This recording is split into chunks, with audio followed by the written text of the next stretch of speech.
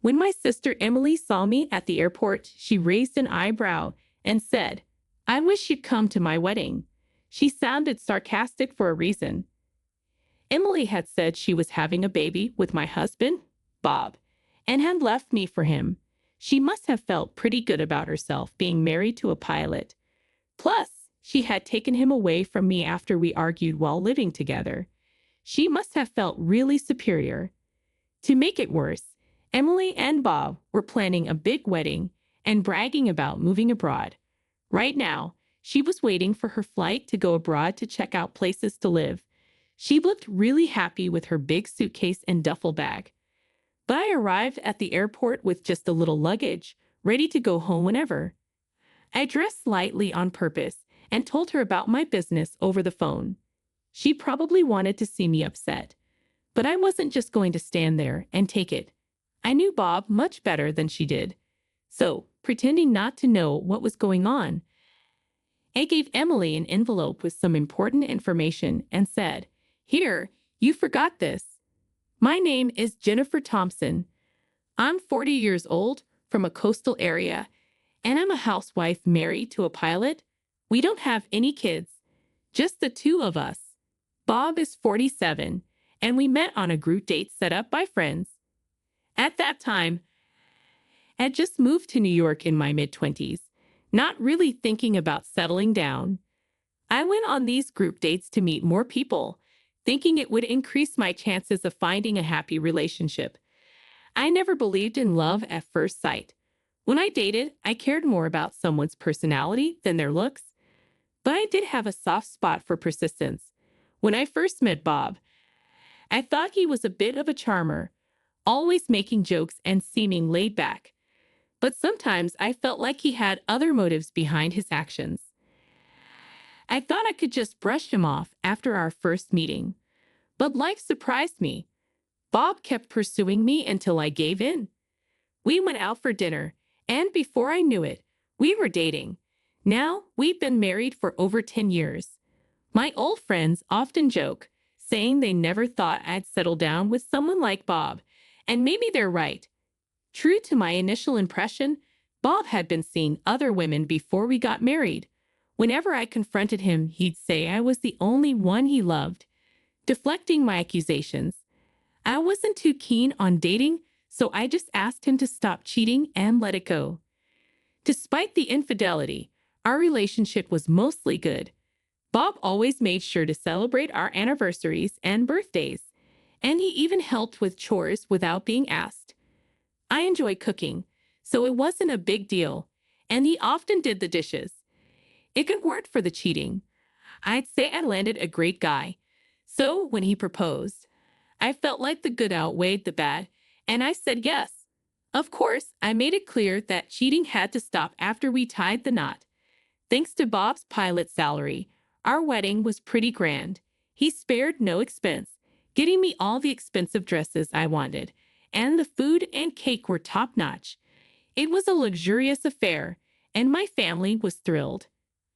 I remember being so happy, but my sister Emily kept saying, "Jen, I'm so jealous," as she looked at me in my glamorous dress, her own dreams of a big wedding growing.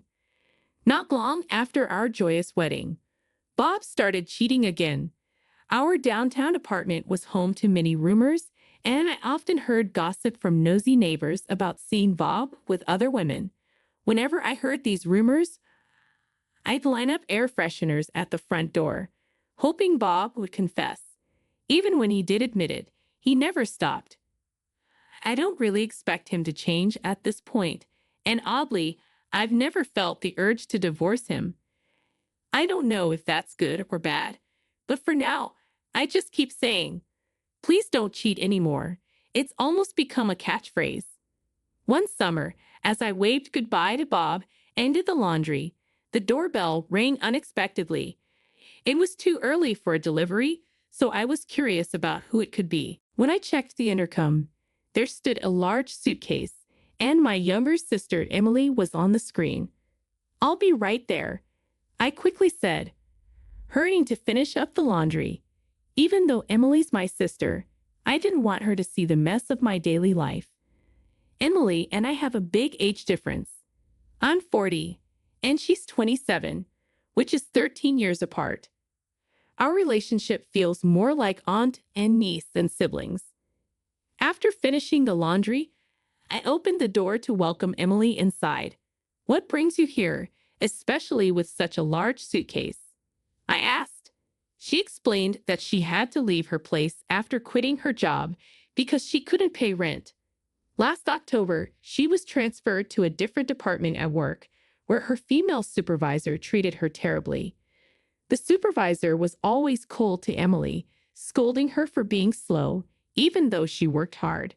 Recently, they had stopped giving her tasks altogether. Emily tried to request a transfer, but the HR department wouldn't allow it, so she ended up resigning. I remembered how excited she was when she first got the job offer in New York. Now, after more than 4 years, she left due to office politics. Although I felt a bit sympathetic, it seemed unusual for someone like Emily, who's usually favored by older colleagues, to experience this. Well, there are all kinds of people out there. I reasoned. I was so done with that company. I quit on my own terms. She left her job at the end of May, and since she had no savings, she couldn't afford her rent and was evicted. I couldn't help but wonder how she managed to have no savings at all. Maybe she spent too much on expensive cosmetics or designer brands. Ever since we were kids, she's had this impulsive streak, always acting without thinking things through. I'm honestly surprised that she hasn't grown out of it. You really should start taking responsibility for your actions. I thought to myself, so what are you gonna do now? I asked her if she had nowhere to live. She might need to return to our family home or look for a job that offers dormitory accommodation. There must be many things that needed to be done. She seemed unprepared and hadn't even started looking for a new job. As her older sister, I felt responsible for giving her advice. As I pondered the situation, Emily asked, "Can I stay here for a while?" The thought of living with my younger sister at this age never crossed my mind, and I was quite taken aback. Certainly, staying in this house would allow her to remain in the city without having to return to our family home. If she went back home, she'd face our parents' questions, and more than anything, if she wanted to continue her life in New York, staying away from our hometown would be the most logical choice. However, it wasn't solely my decision to make. I had to wait for Bob to return. Honestly, I wish she would try to sort things out on her own for once, I expressed. When Bob returned and heard Emily's story, he agreed without hesitation. Although I wasn't keen on the idea, I swallowed my words, feeling I had to accept it since Bob agreed. I decided to let Emily use the guest room meant for unexpected visitors and led her there. And so, life for the three of us, myself, Bob, and Emily, began. Even though Emily was staying with us, she willingly helped with meals and house chores. However, oddly enough, she made no apparent efforts to find a new job. It's problematic if she thinks she can live with us indefinitely with no savings of her own. It would mean that Bob and would have to support her financially. I worried. Whenever I asked Emily if she found a job yet, she gave vague answers. When Bob was away for work, my once free time started feeling increasingly intruded by Emily's presence. Having someone else around during my me time felt more invasive than I'd imagined. There was always the sense of another person, the need for small talk. It just wasn't relaxing. In terms of chores, I could tolerate making more food since I loved cooking. But for everything else, the added work for an extra person felt burdensome. Sometimes, when checking the guest room, I found her lazily watching videos online or munching on snacks. Her lazy attitude became more evident. She stopped helping around the house recently, and my patience was wearing thin. It would be a month since Emily started living with us, and her lack of effort in job hunting pushed me to the edge. I knocked on her door and confronted her with a stern tone. When are you gonna start working? Without turning away from the movie she was watching, Emily replied, I know. Okay, while stuffing another snack into her mouth. At that moment, something inside me snapped. Why don't you at least show some effort? I burst out, surprised by my outburst. Emily paused her movie and looked at me. You need to straighten up. This isn't your house, I asserted, unable to hold back. I poured out all my frustrations that had built up over the month. After venting, I felt a bit guilty for not being more composed, but that feeling quickly vanished with Emily's next words. Told you, I know. You're the older sister, so you should be taking care of me, she retorted. Wondering why I had to care for my grown-up sister, I tried to continue our argument, but I decided to take a deep breath instead. I had always known Emily to be selfish, but it seemed she'd gotten worse with age. Thinking there was no point talking to her, I softly told her, if you're just gonna laze around, you should leave, and then left the room. After that, Emily's lazy tendencies escalated. She started treating the guest room as her own, eating snacks I bought without permission, leaving trash everywhere, and not cleaning up her clothes or other belongings. Every time I saw her lazy behavior, I'd tell her, enough's enough, but she'd just respond with, oh, come on, leading to countless arguments. I was getting fed up with this stressful living situation. Then, while at the supermarket, I ran into our neighbor, Mrs. Roberts, who told me something unbelievable. Hey, I saw your husband Bob and your sister Emily downtown last Sunday, she said. I found it odd to hear that Emily went out, but as I waited for Mrs. Roberts to continue, she leaned in closer and whispered, they seemed really close. As I was wondering why someone would pay such close attention, Mrs. Roberts spoke a shocking statement.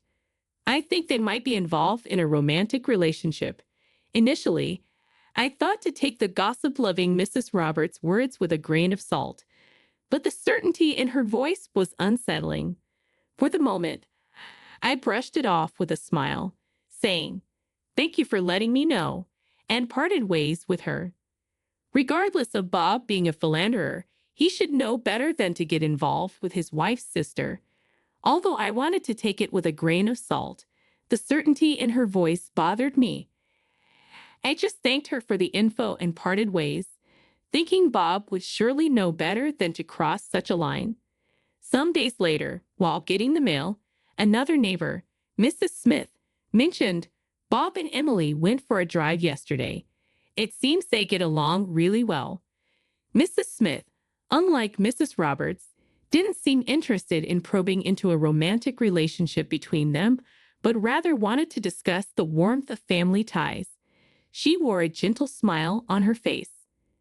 However, yesterday I was out meeting a friend, and Bob was typically at work, so Emily should have been home alone. But Mrs. Smith must have recognized Bob's car and probably did witness them together. I thanked Mrs. Smith briefly and quickly returned to my room. I called the two of them to the living room, took a deep breath, and calmly asked, did you two go out together yesterday? Bob, without showing any sign of embarrassment, simply responded, yeah, we did. I took Emily to the job center. You wanted Jennifer to start working soon, didn't you? Following Bob's comment, Emily added in a matching tone, yeah, he just gave me a ride. I decided not to press the issue further and brought up what Mrs. Roberts had mentioned. By the way, a neighbor mentioned you two seem quite close. Is that so? Hearing that, Bob crossed his arms and replied, what's that about? She's my wife's sister, of course. I'd be kind to her. He then showed a somewhat annoyed attitude and asked, is that all? Before retreating to his own room. Casting a quick glance towards Emily, she awkwardly turned her face away and headed back to her guest room. I felt something was off, but I couldn't gather any further information from them. Days went by, and I had to endure Emily's lazy attitude, who showed no interest in finding a job and seemed too comfortable in our home. getting tired of arguing with her and urging her to work.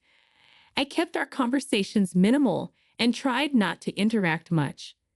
I wonder if everything seemed calm on the surface. After about 2 years, while I was preparing to go shopping in my room, Emily suddenly called me to the living room. She looked somewhat proud, and I thought she was about to announce her new job. Instead, she had me sit on the sofa and dropped the bombshell. "I'm pregnant." Confused, I asked, "Pregnant? What do you mean?" She replied, "I mean I'm carrying Bob's child."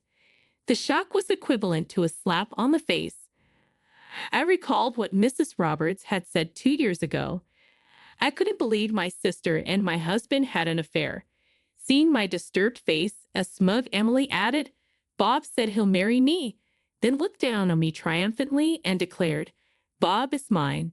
That evening, when Bob returned, I demanded an explanation. He showed sincere apology and expressed his desire to raise the child. A part of me wished for a denial, but Bob's response confirmed the bitter truth, and I struggled to accept it. That night, I couldn't stop pondering our next steps, feeling that tomorrow's me might have an answer. I decided to sleep early. The next day, waking up early, I started browsing on my computer. I researched the possible settlement I could claim in case of divorce due to their betrayal and about the apartment we had purchased together. The mere idea of him being with another woman was intolerable, let alone getting my sister pregnant. Divorce seemed the only option, and I was determined. From my research, it appeared that our district accepted digital divorce transactions. So I downloaded the form on my phone and went to a local store to print it out. As I was leaving, I felt Emily's eyes on me, but I didn't look back. After getting my errand done, I locked myself in my room. I started filling out divorce papers. Considering he expressed the desire to raise the child, it was clear he wanted a divorce. A court case seemed unnecessary. A simple mutual agreement would do. I listed down my terms and, holding the completed divorce papers, knocked on Bob's door. Upon recognizing me, he opened the door immediately. He agreed to the divorce, paying a one-time settlement of $30,000 and to sell the apartment we had bought together. While I wondered how he and Emily planned to support themselves, I found it absurd to sympathize with the two betrayers. I stuck to my terms and made sure they paid in full. Once the apartment sale was over, we started our separate lives. However, it wasn't long before I received a snarky call from Emily. "We're gonna have a wedding even more extravagant than what you had. Just the two of us," she said excitedly. I couldn't care less, but I still responded, "Well, good for you. We're even planning to move abroad," Emily said over the phone, her voice brimming with excitement. She must feel pretty good about taking him away from me. They were about to go on a trip abroad, partly to scout for potential places to relocate. I couldn't help but wonder what Emily knows about Bob, her fiancé, especially since he was actually laid off 2 months before Emily announced her pregnancy. Bob and I had some savings at the time, so I didn't feel the need to tell Emily, and it seems that Bob probably hadn't told her either. The reason for his termination: an affair. He was caught red-handed with a married flight attendant, and he had to pay a hefty settlement to her husband. On top of that, he's also paying me settlement, so I'm pretty sure his savings are nearly depleted. Life is unpredictable, and my decision to let things slide may just come back to haunt Emily and Bob. Emily, in her ignorance, keeps gloating on the phone. When she tells me they're leaving for a trip abroad the day after tomorrow, I say, "All right, I'll drop off some luggage you left behind," and hang up. On the day of their departure, I make my way to the airport, looking for Emily. I find her sitting alone in front of an airport cafe. As soon as she sees me, she says, "Jennifer, why didn't you come to my wedding?" Her voice tinged with spite. Ignoring her, I get straight to the point. "Here, this is from Bob," I say, handing her an envelope. Emily's face turns ashen as she reads the contents. Your husband, Bob, is not just out of a job as a pilot, he's completely unemployed. Visibly shaking, she yells, "Stop lying." But I calmly reply, "He's probably nearly broke by now." After explaining everything to her, she screams, "I can't believe this," and storms off, drawing cold stares from the people around her. I really thought happiness could come easily. I mumbled to myself, feeling somewhat relieved. I left the airport and headed to my small restaurant in a city far removed from New York. After that, I used the settlement and the proceeds from selling the house to start a small diner in a town far from the city, capitalizing on my passion for cooking. Although I can't prepare gourmet dishes, my traditional American comfort food has been well received by the locals. On the other hand, Emily and Bob seem to be struggling quite a bit. Emily returned to our parents' home for childbirth, seeking help. However, she didn't raise the child and left the child at her parents' home, and now her whereabouts are unknown. It sounds like she can't bear living with our parents nagging, since they heard her situation in detail from me. Bob, denied access by my parents and unable to find work, still insists on paying child support. Whether she's lost touch with reality or genuinely cares about the child, her future seems fraught with challenges. It's uncertain if they're still together, but Bob hasn't yet met the child my parents are raising. Ironically, Bob had divorced me because he wanted kids. I've decided to steer clear of irresponsible people like them. I'm happy with my current life, and I plan to keep working hard to make my small restaurant a beloved part of the community.